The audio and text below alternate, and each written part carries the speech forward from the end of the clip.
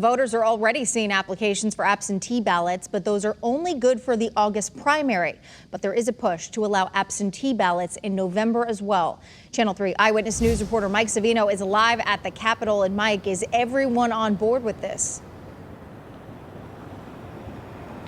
No, Aaron. In fact, we're hearing growing concerns from Republicans who say that they're worried that the state isn't doing enough to protect against voter fraud. And there are already 2 lawsuits from Republican candidates saying Secretary of State Denise Merrill doesn't have the authority to do this.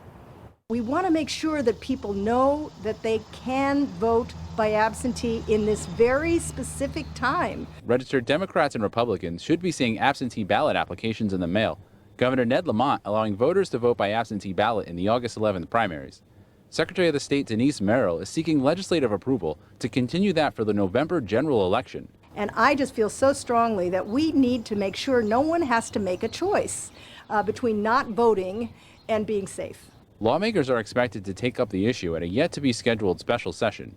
But Representative Mike France, a ranking Republican on the legislature's committee handling election laws, has concerns. One is ensuring the integrity of the election outcome, and the second is to ensure there is not the possibility of disenfranchising voters. He's not alone.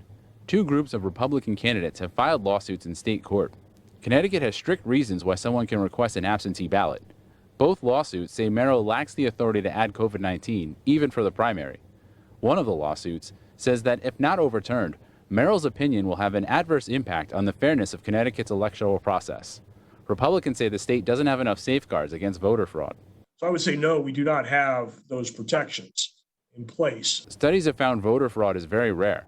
Merrill says that's because of stiff penalties. I really find it unfortunate that people are trying to create all this mystery and suspicion around applications for absentee ballots. Meanwhile, the NAACP and League of Women Voters have filed a federal lawsuit seeking to expand absentee ballots.